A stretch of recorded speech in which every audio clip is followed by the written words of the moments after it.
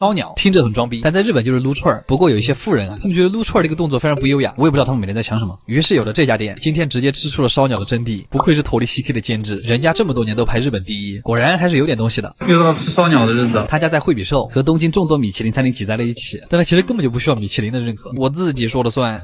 一进店你就会发现，越好的烧鸟店，座位会离大酱越近。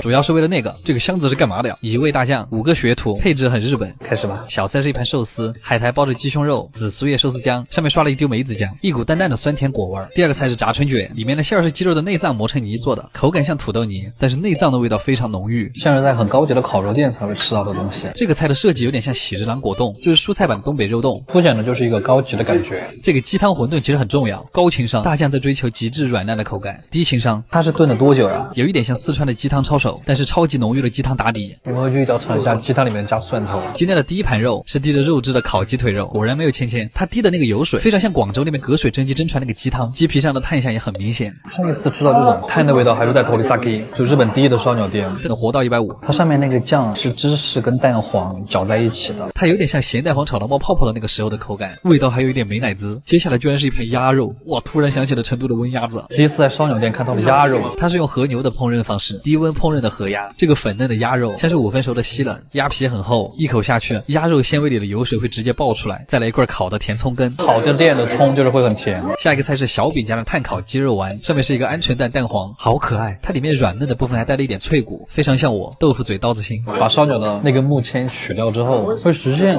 更高级的一种口感。然后是海苔配烤年糕，虽然是糯叽叽的口感，但是居然一点都不粘牙，是大海的味道啊！这个菜是烤鸡皮，刚进嘴像是猪油渣，嚼到后面像是脂肪口香糖。鸡皮是一个唯一一个能够做到又软又脆的东西的吧？哇，这个菜很厉害，它这个造型真的很像菌霸，虽然剔除了骨头，但是保留了软骨，吃起来像猪耳一样方便。下面还搭配了萝卜泥解腻，它这段烤的非常的自然。然后是烤鸡屁股，第一次看到鸡屁股有这么好的待遇，因为它的脂肪真的很多，咬下去真实的在爆油，可能这个就是鸡油味的 QQ 糖吧，好 Q 好油。这个是他家最具特色的菜，很多客人来都会直接点3份，像是开了花的鸡腿，先油炸了一遍再烤，最后撒上孜然跟辣椒粉，里面的鸡肉还很鲜。这一盘鸡你太美了，吃一口就会爆炸。然后是素菜烤红薯，看着黄油融化还挺开心，就跟日本人很喜欢在西瓜上面撒盐是一个道理，为了让它显得更甜。最后一盘肉是鸡腿3吃，可能因为我没有签子，所以他们家每个菜都很扎实，炭火的味道让鸡肉完全不腻，甚至有点韩国烤肉的意思。最后的主食是鸡汤烤饭团，太牛了，它就是带锅巴的四川鸡汤饭。最后的甜品是一碗刨冰，在日本还挺少见的。吃完之后我发现这样的烧鸟店真的很适合开在国内，虽然不是传统的串串，也不是特别高档的食材，但是每一盘的设计都很用心，非常的出片。阿基推荐指数9分，嘎样真牛啊！东京它是一个非常复杂的城市，虽然我的账号就叫东京阿基，但是来日本这么久了，我都没有正儿八经介绍过它，所以我就在想啊，如果我只有1天的时间，我会在东京做一些什么事儿？我们和上次的神奈川一样，就从早饭开始。首先，如果你的预算比较足，我真的很推荐尝试一下东京的怀石早餐，服务和体验都特别的好。但是那个什么，作为早餐确实有点贵，如果想省一点，回转寿司也是一个不错的选择。毕竟早饭吃好了，才会有接下来的事儿。代官山是一个很适合上午散步的地方，那家米其林1线的咖啡厅，还有非常网红的鸟屋书店都在这儿，感受一下日本富人区的氛围。而且它的旁边就是涩谷，就是那个很大的交叉十字路口。涩谷玩的地方可太多了，忠犬八公的故事就是在这儿发生的，还有超多的影视作品都在这儿取过景。到了午餐时间，最好不要吃太油腻。这家现烤的汉堡肉我很喜欢，而且也不贵。吃完饭我一般会去唐吉诃德逛一下，它是一个综合性特别高的百货，主要是因为他们家特别的便宜，所以当地人也很喜欢。涩谷经常会有各种明星的快闪店，比方说现在就是某女团，上个月是某电视剧，反正比较火的东西都会选在这儿。接着下午的时间会很充裕，可以有很多选择。如果你觉得去迪士尼太累了，可以爬一爬东京塔，这个可是东京的标志，巨壮观。不想爬楼梯还可以坐电梯，钢铁森林还是很浪漫的。接下来肯定是很多粉丝想去的地方，秋叶原虽然很难一句话讲清楚，秋叶原只需要记住一个点，就是不要在你看的第一家买，但其实就算不花钱也会很开心。最后就是东京的夜景，一定要带着喜欢的人去喜布亚 Sky， 静谧而美好，感觉就是形容这儿了。东京真的是一个包容性很强的城市，在这个地方你可以成为任何人。我也开始慢慢意识到，这个复杂的城市包容的并不是人，而是美。阿基推荐指数9.5分。最后提醒大家，在东京玩的时候，可以等到最后一天再购物。买东西的话，可以直接去东京，因为这里的东西真的相对便宜，基本上只要是日本的日用品，还有药妆，在这儿都可以找到，不用担心被坑，也不用担心买到假货。好了，卡样，这么久没更新，干什么去了？其实主要是回国了，时隔4年终于回来了，我好兴奋啊！这次来上海主要2件事儿，一是来参加个大博主的婚礼，二就是今天这家店了。早就听说上海有很多好店，但是今天这家本帮菜不仅拿了3年的米其林，还拿了3年的黑珍珠，什么牌面啊这么大？这次回国主打一个见世面，这是我回国之后探的第一家店。我真的很喜欢上海的晚上，华灯起，夜色阑珊，感觉很让人安心。你好，我是刘，7点半预定的3位，但他们2个还没来，我先到了，我可以进吗？可以啊，没问题。这个餐厅是真的很大，进门的这面墙也很牛，点菜的时候就能感受到服务态度是真的好。餐前小菜会送一个酸桃子，很脆，主要是清口用的。第一个菜就非常的重磅，九转小肠，看看它有没有保留一些东西啊。他家把小肠卷得特别的紧实，再加上小肠很瘦，是特别有层次感的劲道，油香油香的卤水，很想直接泡饭吃。然后是他们家的特色菜花雕醉虾，虾身里面塞得满满的溏心虾膏，真的很夸张，料汁有一种淡淡的梅子味。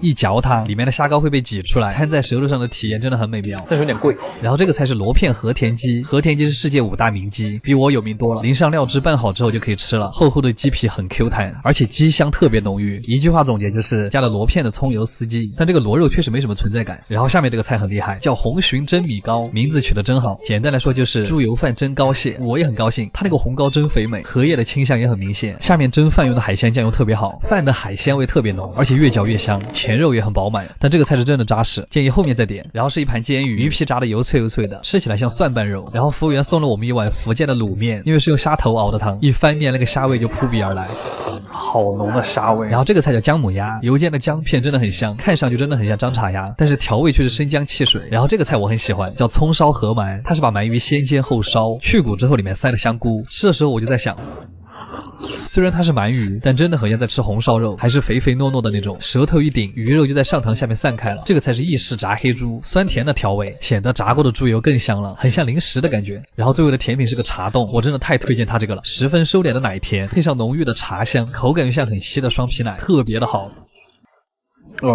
今天吃了最好吃的菜，每个菜吃完都是最好吃的。删掉这一段。总的来说，这家店吃得非常的开心。如果不考虑价格因素的话，一定常来。阿基推荐指数8分，卡玩意儿，回国真好。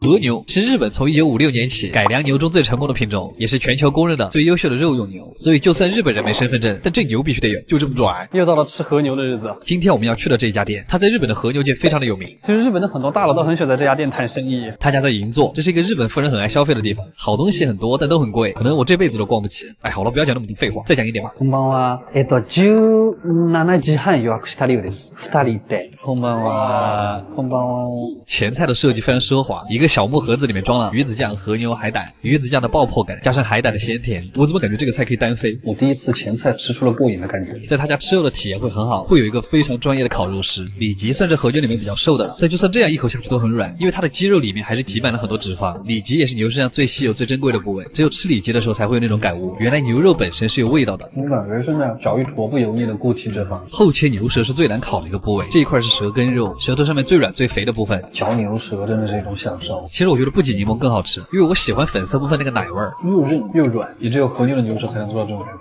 每一次吃横膈膜肉，咀嚼的每一下里面都有水冒出来，你能喝到牛肉汤，而且他家每一块肉的调味都不一样，淡淡的孜然味就很像烧烤。他家的沙拉真的很厉害，是用熟成的牛舌来做的，但是还是沙拉。下个菜，烤和牛虽然真的很好，但是多吃2口就会很腻。这是一块介于牛胸跟牛腹之间的肉，其实就是胸腹膈膜，比普通的横膈膜肉更肥一点，透着光看就是雪花分布的更漂亮。可能这个就是肉很脆吧，进嘴特别像牛肉版的咸烧白，嚼得你满口油香。横膈膜是喝牛汤，这个就是喝牛油。这是一片很常见的横切牛舌，从舌尖切到了舌根，没那么软，但是比较脆嫩，吃起来会有嚼内脏的感觉。我还挺喜欢那个新鲜的味道。然后是一片牛腿肉，还配了个米饭。我特别喜欢和牛寿司，带着肉香的米饭，中国味一下会被满足，又是他们家最贵的一道菜。下面把三明治烤脆，然后会夹着牛里脊最中间的那个部分。对不起郑中基老师，光是制作它的过程看着就很享受，边角料会单独切下来蘸盐吃，这是非常柔和的味道。外面一层吃起来又薄又脆，因为它是油炸的，所以能够锁住很多油水。烤得温热酥脆的吐司，加上鲜嫩多汁的和牛，还刷了一层微辣带着果香的酱汁。它那个肉的质感和虾很像，吃完特别的满足。这是我吃过最好吃的和牛三明治。然后是一片水煮的薄切里脊肉，蘸上他们家特制的咸蛋黄鸡蛋泡泡，再加上了黑松露之后，就是你已经能闻到扑面而来的汽油味了。它很像坚果蛋黄酱包裹着和牛，鸡蛋泡泡里面还有神奇的颗粒感，就像麦丽素的心，脆甜脆甜的。它还是很贴心的，给你上了一碗饭，直接泡在刚才那个汽油蛋液里面。这一口饭承载的东西实在是太多了。最后的甜品是一个黑芝麻雪糕，有点像冰淇淋版的铜锣烧。果然这家店出名还是有原因的。阿基推荐指数9分，卡玩意儿就是没吃饱。